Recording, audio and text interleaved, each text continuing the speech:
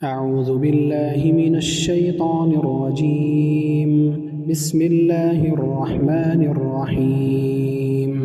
اقرأ باسم ربك الذي خلق خلق الإنسان من علق اقرأ وربك الأكرم الذي علم بالقلم علم الإنسان ما لم يعلم.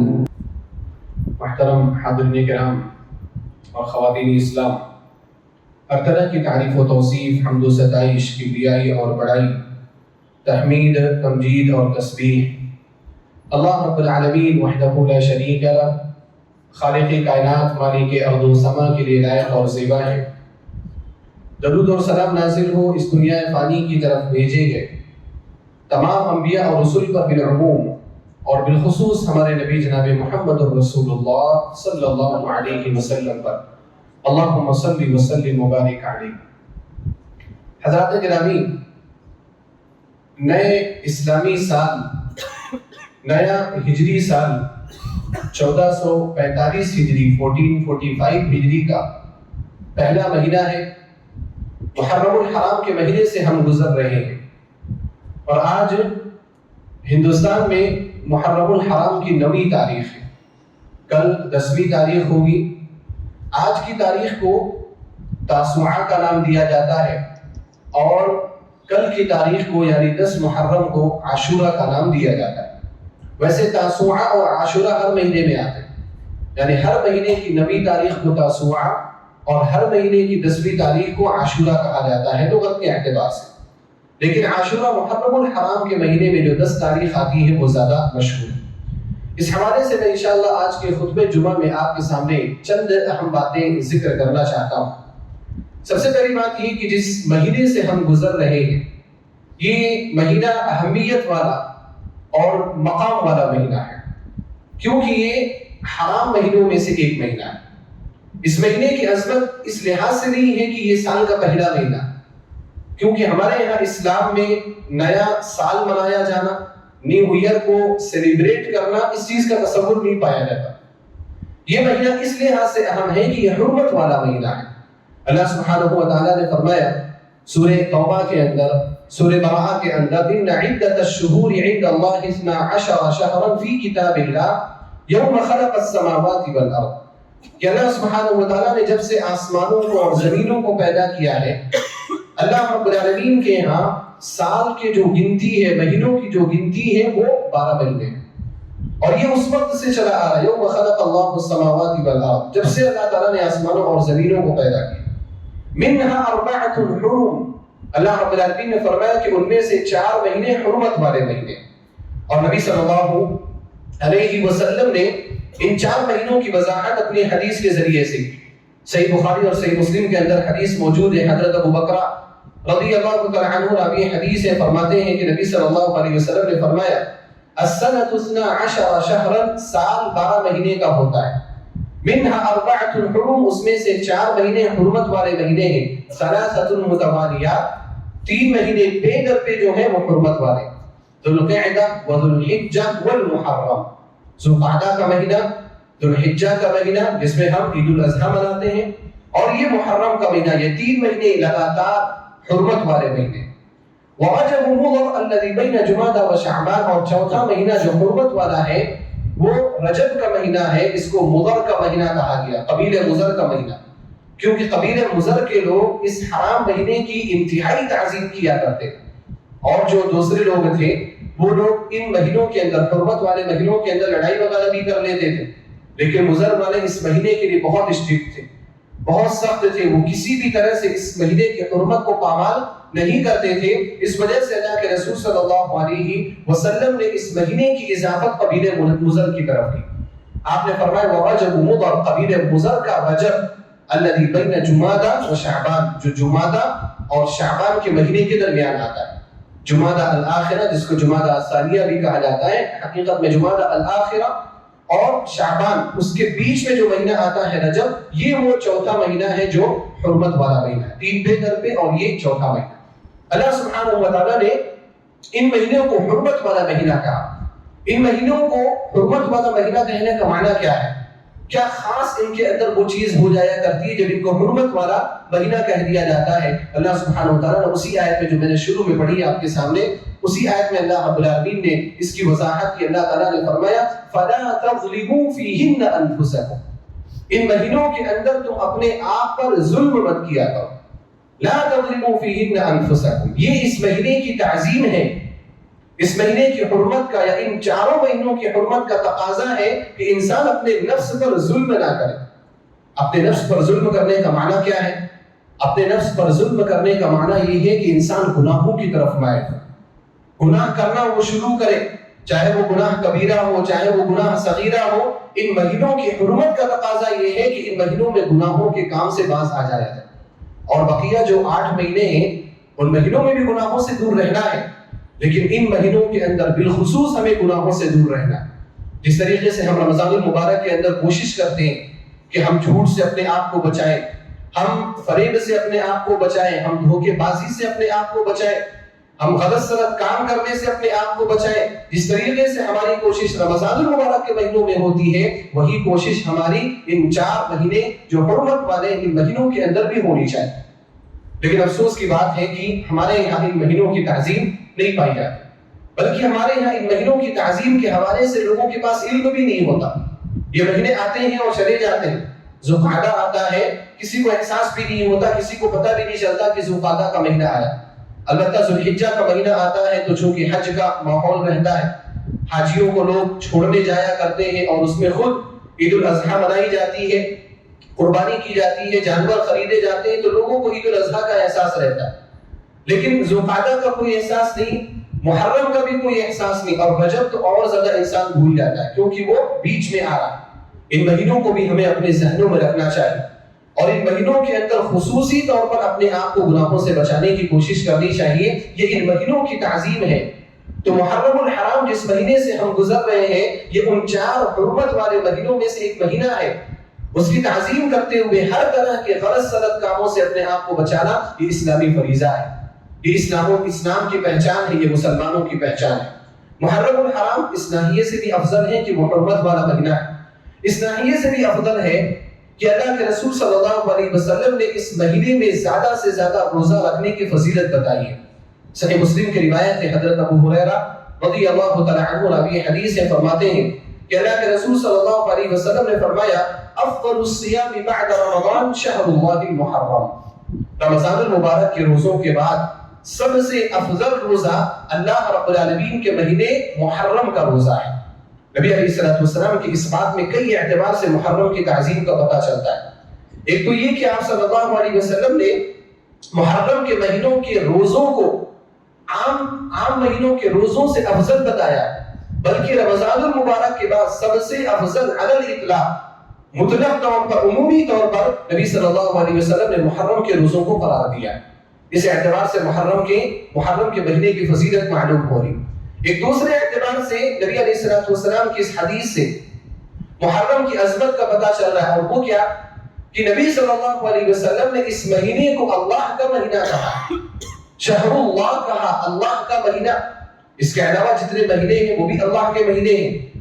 محرم کے بعد سفر آنے والا ہے، اس کے بعد ربیع الاول ہے، ربیع الاخر ہے، جمادی الاولی ہے، جمادی الاخرہ ہے، رجب ہے، شعبان ہے، رمضان ہے، شوال ہے، ذوالقعدہ ہے، ذوالحجہ ہے۔ یہ سب مہینے اللہ سبحانہ وتعالیٰ کے مہینے ہیں، لیکن اللہ کے رسول صلی اللہ علیہ وسلم نے خاص اس مہینے کو اللہ کا مہینہ کہا، اس کی عظمت کو بتانے کے لیے، اس کے مقام کو بتانے کے لیے۔ جس طریقے سے دنیا کے اندر جتنی مسجدیں پائی جاتی ہیں، تمام مساجد اللہ کا گھر ہے، تمام مساجد اللہ کا گھر ہے، لیکن اللہ رب العالمین نے اور نبی صلی اللہ علیہ وسلم نے کس گھر کو اللہ کا گھر کہا؟ خانہ کعبہ کو اللہ کا گھر قرار دیا، کہ خانہ کعبہ اللہ کا گھر ہے۔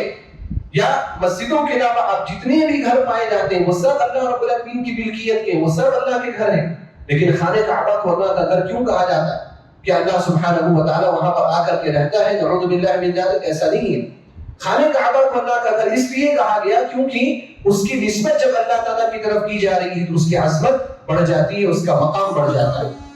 اسی طرح سے جتنے جانور، جتنے چرند پرند ہیں وہ سب اللہ رب العالمین کے پیدا کرتا ہے، وہ سب اللہ کی مخلوقات ہیں، لیکن اللہ سبحانہ وتعالی نے قرآن میں حضرت صالح علیہ السلام کے زمانے میں جس اونٹنی کو پہاڑ سے نکالا تھا لوگوں کے مطالبے کی وجہ سے، لوگوں نے حضرت صالح علیہ السلام سے، قوم سمود نے حضرت صالح علیہ السلام سے مطالبہ کیا کہ اگر آپ سچے نبی ہیں تو اس پہاڑ سے ایک حاملہ اونٹنی آپ نکلوا دیں۔ انہوں نے دعا کی، حضرت صالح علیہ السلام نے، اللہ رب العالمین نے پہاڑ سے، یعنی کہیں سے بھی اس کا تصور بھی نہیں کیا جا سکتا، اس کا کوئی سبب بھی موجود نہیں، پہاڑ کے درمیان سے وہاں سے ایک اونٹنی نکل کر کے آئی جس کے پیٹ میں بچہ بھی تھا۔ اللہ سبحانہ و تعالیٰ نے اس اونٹنی کو ناقۃ اللہ کہا، اللہ کی اونٹنی کہا۔ اللہ رب العالمین نے اس اونٹنی کو اللہ کی اونٹنی کیوں کہا؟ کیونکہ اس کا مقام ہے، اس کا مرتبہ ہے، اس کی عظمت ہے۔ تو ان ساری چیزوں کی جب نسبت اللہ تعالیٰ کی طرف ہو جا رہی ہے، ان ساری چیزوں کا مقام بڑھ جا رہا ہے، اللہ کے رسول صلی اللہ علیہ وسلم نے اس مہینے کی نسبت اللہ تعالیٰ کی طرف کی۔ اس سے پتہ چلا کہ اس مہینے کا مقام اللہ سبحانہ و تعالیٰ کے ہاں بہت زیادہ ہے۔ تو یہ مہینہ اس لحاظ سے حرمت والا مہینہ ہے، اس لحاظ سے مقام والا اور عظمت والا مہینہ ہے کہ اس مہینے میں جو روزے رکھے جاتے ہیں وہ رمضان المبارک کے بعد سب سے افضل روزے ہیں۔ اس مہینے کو اللہ کے رسول صلی اللہ علیہ وسلم نے اللہ رب العالمین کا مہینہ قرار دیا ہے، اور یہ مہینہ ان 4 حرمت والے مہینوں میں سے ایک ہے جن مہینوں کے اندر اللہ سبحانہ و تعالیٰ نے خاص طور پر گناہ کرنے سے منع کیا ہے۔ یہ وہ فضیلت ہے، یہ وہ مقام ہے جو محرم الحرام کا مقام ہے۔ اور نبی صلی اللہ علیہ وسلم نے خاص طور پر 9 کو اور 10 محرم کو روزہ رکھنے کی تاکید کی، اور اصل میں تو 10 محرم کا روزہ ہے، عاشورہ کا روزہ ہے، یعنی جو کل ہفتے کے دن آ رہا ہے، اصل روزہ یہ ہے۔ اس کی فضیلت اللہ کے رسول صلی اللہ علیہ وسلم نے بیان کی، صحیح مسلم کی روایت ہے۔ حضرت ابو قتادہ رضی اللہ تعالی عنہ راوی حدیث ہے کہ نبی علیہ السلام سے عاشورہ کے دن کے روزے کے بارے میں پوچھا گیا، 10 محرم کے روزے کے بارے میں پوچھا گیا، تو آپ صلی اللہ علیہ وسلم نے فرمایا احتسب علی اللہ ان یکفر السنۃ التي قبلہ، مجھے اللہ رب العالمین کی ذات سے امید ہے کہ اس دن کا روزہ، عاشورہ کا 10 محرم کا روزہ 1 سال گزشتہ گناہوں کا کفارہ ہوگا۔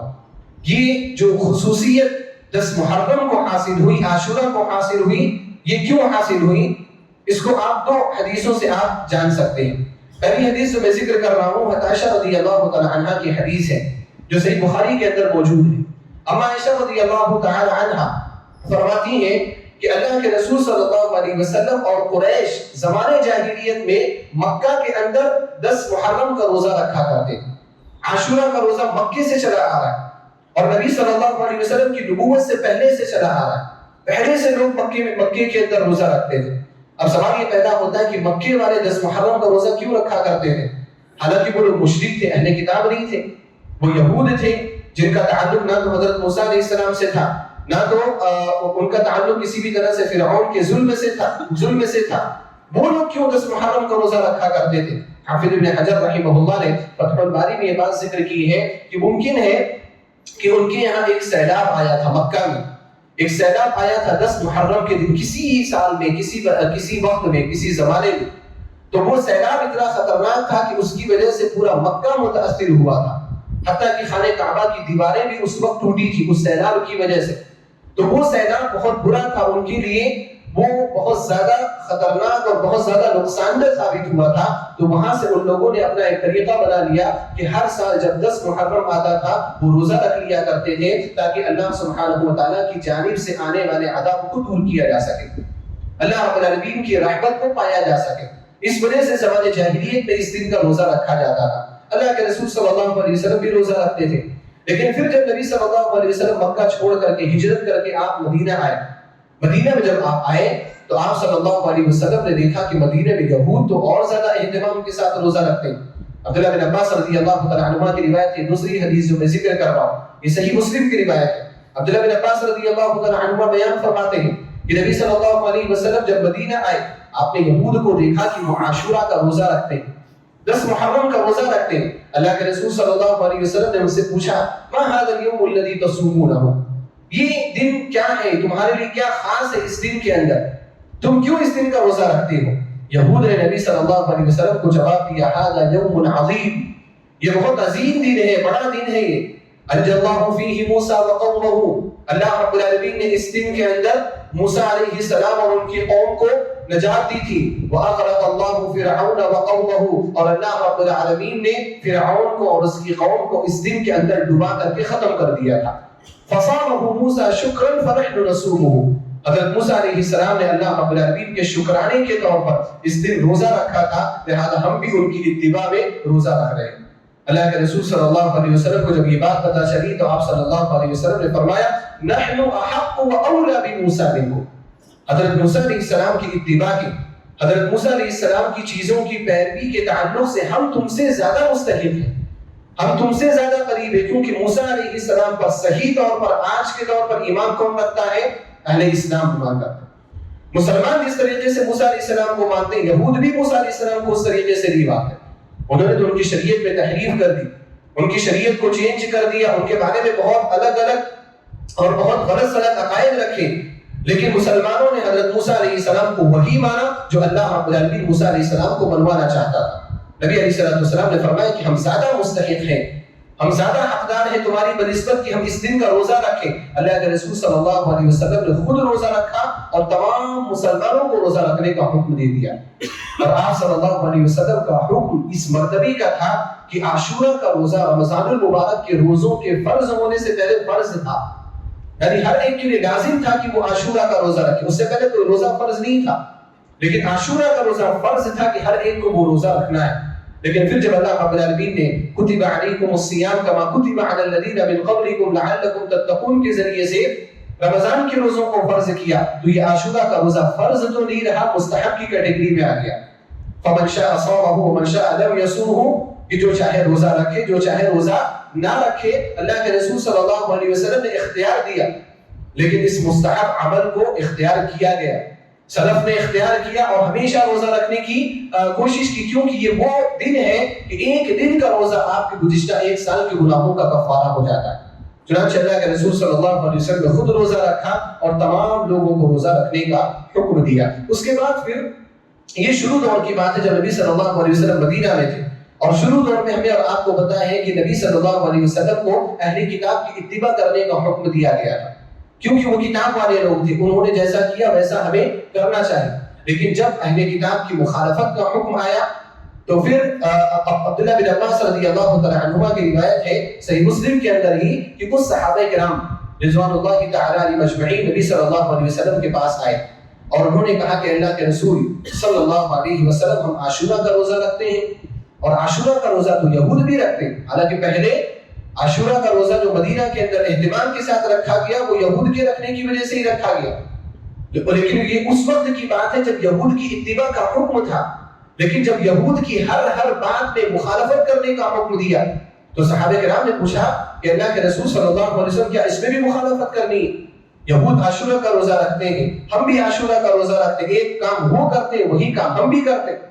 اس اعتبار سے ہم ان کے شانہ بشانہ کھڑے نظر آتے ہیں, ہم ان کے برابر میں کھڑے نظر آتے ہیں. یہاں سے ایک اہم بات ہمیں یہ پتہ چلتی ہے کہ یہود کی زبردست مخالفت ہم مسلمانوں کو کرنی چاہیے, لیکن افسوس کی بات ہے کہ مخالفت کے بجائے ہم ان کی ہر چیز میں اتباع کرتے ہوئے نظر آتے ہیں.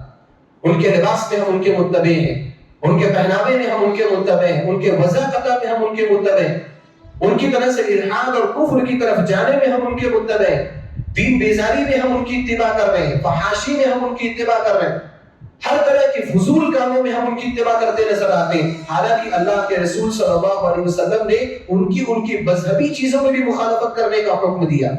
صحابہ کرام کو یہ پتا تھا, صحابہ کرام کو یہ علم تھا, اسی وجہ سے یہ سوال لے کر کے نبی صلی اللہ علیہ وسلم کے پاس آئے اور کہا کہ کیا ہمیں اس میں بھی مخالفت کرنی ہے؟ اللہ کے رسول صلی اللہ علیہ وسلم نے کہا جی ہاں بالکل, ہمیں اس میں بھی ان کی مخالفت کرنی چاہیے. لیکن اب مخالفت کا طریقہ کیا ہو؟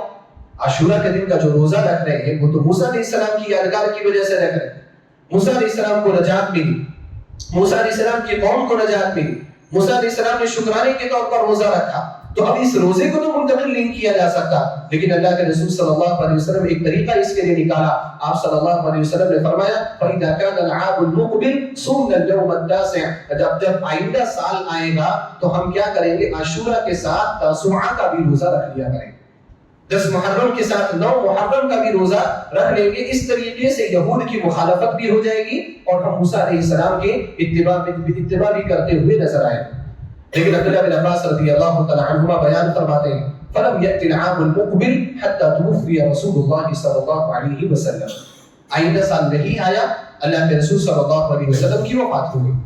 آپ صلی اللہ علیہ وسلم کے زمانے میں اس کے بعد کبھی بھی محرم نہیں آیا، لیکن نبی صلی اللہ علیہ وسلم کا یہ قول، آپ صلی اللہ علیہ وسلم کی یہ بات، آپ صلی اللہ علیہ وسلم کی یہ خواہش ہم تمام امت مسلمہ کے لیے سنت بن گئی۔ اب ہمارے لیے سنت یہ ہے کہ ہم عاشورہ کا بھی روزہ رکھیں اور یہود کی مخالفت میں ہم 9 محرم کا بھی روزہ رکھیں۔ اس لیے ہمیں کوشش یہ کرنی چاہیے کہ 9 محرم اور 10 محرم کا روزہ ہم سے چھوٹنے نہ پائے۔ آج جو جمعہ کا دن ہے، آج ہی 9 محرم ہے اور کل جو ہوگا وہ 10 محرم ہے، ہمیں ان دونوں روزوں کے اہتمام کرنے کی کوشش کرنی چاہیے۔ عوام کے درمیان یہ بھی مشہور ہے کہ عاشورہ کے روزے میں 2 چیزیں ہیں، یا تو 9-10 کا روزہ رکھا جائے یا 10 اور 11 کا روزہ رکھا جائے۔ حالانکہ 10 اور 11 کے تعلق سے جو روایت آئی ہے وہ بالکل ضعیف روایت ہے، وہ قابل اعتبار روایت نہیں، اس پر عمل نہیں کیا جا سکتا۔ تو اس لیے مخالفت جو ہوگی، مخالفت 9 محرم کے روزے کے ذریعے سے ہوگی، کیونکہ نبی علیہ السلام نے یہی کہا کہ ہم 9 محرم کا بھی روزہ رکھ لیں۔ اگر مخالفت 11 سے بھی ہو جاتی تو نبی علیہ السلام اس وقت یہ بھی بیان فرما دیتے کہ ہم 11 کا بھی روزہ رکھ لیں، لیکن نبی علیہ السلام نے صرف 9 محرم کے روزے کے ذریعے مخالفت کی بات کی، تو لہذا مخالفت 9 محرم کے روزے کے ذریعے سے ہی ہوگی۔ تو ہمیں 9 اور 10 محرم کا ہی روزہ رکھنا ہے، 10 اور 11 کا روزہ نہیں رکھنا ہے۔ اب سوال یہ پیدا ہوتا ہے کہ اگر کسی شخص نے آج روزہ نہیں رکھا، آج جمعہ کا دن ہے، اس کو نہیں پتا اب کل جو ہے وہ عاشورہ کا روزہ ہے اور 10 محرم کا روزہ ہے، تو کیا وہ اکیلے کل کے دن کا روزہ رکھ سکتا ہے؟ تو اہل علم نے اس بات کی اجازت دی کہ وہ اکیلے 10 محرم کا روزہ بھی رکھ سکتا ہے۔ جہاں تک مخالفت کی بات ہے تو ہمارے دل کے اعتبار سے، نیت کے اعتبار سے تو ہم مخالف ہی ہیں ان کے، عقیدے کے اعتبار سے ہم ان کی مخالفت کر رہے ہیں، لیکن آئندہ سالوں میں اس پر توجہ دینی چاہیے کہ 10 محرم کب آ رہا ہے اور 9 محرم کب آ رہا ہے، اور دونوں دن کے روزہ رکھنے کی کوشش کرنی چاہیے۔ محترم حاضرین، یہ روزے کے تعلق سے 10 محرم اور 9 محرم کے روزے کے تعلق سے چند اہم باتیں تھیں۔ اس میں ایک اہم بات یہ بھی ہے کہ 9 محرم کا روزہ آج جمعے کے دن پڑ رہا ہے اور 10 محرم کل ہفتے کے دن پڑ رہا ہے۔ اس چیز کو بھی لے کر کے اپنے یہاں بڑا اختلاف نظر آتا ہے۔ کچھ لوگ کہتے ہیں کہ جمعہ کا دن کا روزہ نہیں رکھنا چاہیے اور کچھ لوگ کہتے ہیں کہ ہفتے کے دن کا روزہ نہیں رکھنا چاہیے۔ جمعے کے دن کے روزے کے تعلق سے سب سے صحیح بات جو ہے وہ یہ کہ جمعے کے دن کا روزہ آپ جمعہ کا نام لے کر کے نہیں رکھ سکتے۔ یعنی کوئی شخص یہ نیت کرے کہ آج جمعہ ہے، آج عظمت والا دن ہے، بڑا دن ہے، تو میں روزہ رہوں گا۔ اللہ کے رسول صلی اللہ علیہ وسلم نے اس طریقے سے جمعہ کے دن کا روزہ رکھنے سے منع کیا ہے۔ آپ صلی اللہ علیہ وسلم فرمایا، صحیح بخاری کی روایت ہے، لا تخصوا ليلة الجمعة بقيام من بين الليالي ولا تخصوا يوم الجمعة بصيام من بين الأيام۔ جمعرات کی رات میں خصوصاً تہجد پڑھنے کی کوشش مت کرو، یعنی کل جمعہ ہے تو آج رات ہے، آج جمعہ کی رات ہے اور آج میں تہجد پڑھوں تو اللہ سبحانہ وتعالیٰ کے یہاں زیادہ مقبول عمل ہوگا۔ نبی علیہ السلام نے اس عمل سے منع کیا۔ تو جمعہ کی رات کو تہجد کے ساتھ خاص نہیں کیا جا سکتا، اور آپ علیہ السلام نے فرمایا کہ جمعہ کے دن کو روزے کے ساتھ خاص نہیں کیا جا سکتا۔ کوئی یہ سمجھے کہ آج جمعہ کا دن ہے، فضیلت والا دن ہے، میں روزہ رکھ لوں، تو نبی علیہ السلام نے اس سے منع کیا ہے۔ لیکن آپ علیہ السلام نے اس کی اجازت دی کہ اگر کوئی شخص جمعہ کا روزہ رکھنا چاہتا ہے وہ ایک دن پہلے کا روزہ رکھ لے یا ایک دن بعد کا روزہ رکھ لے۔ تو آج اگر ہم نے روزہ رکھا ہے تو ہم کل بھی روزہ رکھنے والے ہیں، تو اس لحاظ سے جمعہ کے دن کے روزے کی مخالفت نہیں ہو رہی۔ اور جمعہ کے دن کا روزہ نبی علیہ السلام نے اس وجہ سے منع کی، یہ بات ہمیں یاد رہے کہ آپ علیہ السلام نے جمعہ کے دن کی فضیلت کی وجہ سے، اس کی فضیلت کی نیت رکھ کر کے آپ علیہ السلام نے روزہ رکھنے سے منع کیا۔ لیکن اگر کوئی شخص اس کی نیت نہ رکھے اور ایسے ہی روزہ رکھے تو اس میں کوئی حرج کی بات نہیں۔ البتہ ہفتے کے دن کے تعلق سے بھی بہت ساری باتیں سننے میں آتی ہے کہ ہفتے کے دن کا روزہ خاص طور پر نہیں رکھنا چاہیے۔ اب اس کی تفصیل میں اگر میں گیا تو پورا وقت ختم ہو جائے گا، مجھے چند اور اہم باتیں ذکر کرنی ہے، لیکن خلاصہ اس کا یہ ہے کہ جو روایت پیش کی جاتی ہے کہ ہفتے کے دن روزہ رکھنے سے نبی صلی اللہ علیہ وسلم نے منع کیا، اہل علم نے اس روایت کو، بہت سارے اہل علم نے اس روایت کو ضعیف مانا ہے، اس کو ثابت ہی نہیں مانا۔ اور جو اہل علم اس روایت کو ثابت مانتے ان اہل علم نے اس روایت کو منسوخ قرار دیا ہے کہ یہ منسوخ ہے، اس پر عمل نہیں ہے۔ یہ پہلے کے دور میں تھا، بعد میں نبی علیہ السلام نے اجازت دے دی، اور اس کی سب سے بڑی اجازت یہاں سے نظر آتی ہے کہ نبی صلی اللہ علیہ وسلم نے جمعہ کے دن کے روزے کی بات کی۔ آپ علیہ السلام نے جمعہ کے دن روزہ رکھنے کی اجازت دی، کس شرط کے ساتھ کہ ایک دن یا تو پہلے روزہ رکھ لو اور یا ایک دن یا تو بعد میں روزہ رکھ لو۔ اگر کوئی شخص ایک دن بعد میں بھی روزہ رکھتا ہے وہ دن کون سا ہوگا؟ ہفتے کا دن ہوگا، وہ سنیچر ہوگا، وہ سیٹرڈے ہوگا. تو اللہ کے رسول صلی اللہ علیہ وسلم نے اپنے اس قول کے ذریعے سے خود اجازت دے دی کہ آپ ہفتے کے دن کا روزہ رکھ سکتے ہیں.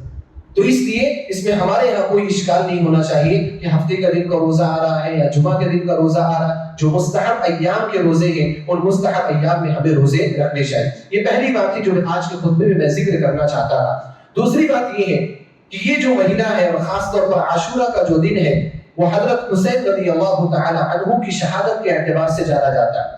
حضرت حسین رضی اللہ تعالی عنہ کو کربلا کے میدان میں اسی دن شہید کیا گیا. اس کے کیا اسباب ہوئے، اس کے کیا واقعات ہوئے، کیا پس منظر تھا، وہ ساری باتیں آپ سن چکے ہیں. لیکن میں یہاں پر صرف یہ ذکر کرنا چاہتا ہوں کہ حضرت حسین رضی اللہ تعالی عنہ کی شہادت کو لے کر کے جو ایک بڑا شور مچایا جاتا ہے، بڑا وابینہ مچایا جاتا ہے، حقیقت میں اسلام سے اس کا کوئی تعلق ہی نہیں. حضرت حسین رضی اللہ تعالی عنہ کی شہادت کب ہو رہی؟ نبی صلی اللہ علیہ وسلم کی وفات کے بعد یزید کے دور میں امیر معاویہ کا بھی دور چلا گیا، خلفائے راشدین کا بھی دور چلا گیا. نبی صلی اللہ علیہ وسلم کی دور میں ہمارا اسلام مکمل ہو چکا تھا. الیوم اکملت لکم دینکم واتممت علیکم نعمتی. اللہ رب العالمین نے فرمایا کہ آج میں نے تمہارا دین تمہارے لیے مکمل کر دیا. دین مکمل نبی صلی اللہ علیہ وسلم کے زمانے میں ہو گیا. حضرت حسین رضی اللہ تعالی عنہ کی شہادت کب ہو رہی؟ 60 ہجری کے بعد ہو رہی. خلفائے راشدین کے دور کے بعد، امیر معاویہ رضی اللہ تعالی عنہ کے دور کے بعد ان کی شہادت ہو رہی. ان کا تعلق اسلام سے کچھ بھی نہیں. اس کا مطلب یہ ہے کہ اگر کوئی شخص مسلمان ہے اور اس نے حضرت حسین رضی اللہ تعالی عنہ کی شہادت کے بارے میں اپنی زندگی میں کبھی سنا بھی نہیں تو اس شخص کا اسلام مکمل ہے، اس شخص کا اسلام پکا ہے. اس کے اسلام کے لیے کربلا کے واقعے کو جاننا یا نہ جاننا یہ کوئی اہم نہیں ہے، کیونکہ ہمارا دین پہلے مکمل ہو چکا ہے. لیکن کچھ لوگوں نے اپنے کچھ ذاتی مفادات کی بنا پر کچھ سیاست کرتے ہوئے کربلا کے اس واقعے کو، حضرت حسین رضی اللہ تعالی عنہ کے اس شہادت کے واقعے کو اتنا بڑھا چڑھا کر کے پیش کیا کہ اس کو عقیدے کا مسئلہ بنا دیا، اس کو بڑا اور بڑا کا مسئلہ بنا دیا. اب آج کے زمانے میں یہ ماحول بن گیا ہے کہ اگر آپ اسلام کی تھوڑی سی بات کرو، اپنا جذبہ اسلام لوگوں کے سامنے ظاہر کرو نا، تو سب سے پہلا سوال یہ ہوتا ہے کہ یزید کے بارے میں تمہارا کیا خیال ہے؟ حضرت حسین رضی اللہ تعالی عنہ کی شہادت کے بارے میں تم کیا کہتے ہو؟ ہمارے یہاں معیار یہ بن گیا ہے گویا کہ اگر کوئی شخص اسلام میں داخل ہونا چاہتا ہے نا تو وہ یزید کو برا بھلا کہہ کر کے مسلمان بن سکتا ہے. حالانکہ نبی علیہ السلام کے زمانے میں اور ابھی تک صحیح جو طریقہ ہے، اگر کوئی اسلام میں داخل ہونا چاہتا ہے اس کو کیا کہنا؟ اشہد ان لا الہ الا اللہ واشہد ان محمد رسول اللہ. یہ کلمہ پڑھا انسان اسلام میں داخل ہو گیا. لیکن اس چیز کو چینج کر دیا گیا. اب یہ معیار ہمارے یہاں بن گیا ہے کہ یزید کے بارے میں آپ کی کیا رائے ہے. یزید کو اگر آپ اچھا مانتے ہیں اس کا مطلب آپ ناصبی ہیں، آپ کافر ہیں، آپ اہل بیت کے دشمن ہیں. اور اگر آپ حضرت حسین رضی اللہ تعالی عنہ کی شہادت کے بارے میں ذکر نہیں کرتے تو آپ بھی اہل سنت والجماعت سے خارج ہیں. یہ معیار ہمارے یہاں بن گیا. آپ کو اور ہمیں خوب یہ بات سمجھ لینی چاہیے کہ اس واقعے کا تعلق اسلام سے ہے ہی. لہذا اگر اس کے بارے میں بات بھی نہ کی جائے نا تو کوئی زیادہ فرق نہیں پڑتا. تاریخ میں بہت سارے واقعات ہوئے، ان سارے واقعات پر ہم بات کرتے ہیں. جو کربلا پر بات کرنے والے ہیں، حضرت حسین رضی اللہ تعالی عنہ کی شہادت پر جو لوگ بات کرنے والے ہیں، کیا وہ حضرت عثمان رضی اللہ تعالی عنہ کی شہادت پر بات کرتے ہیں؟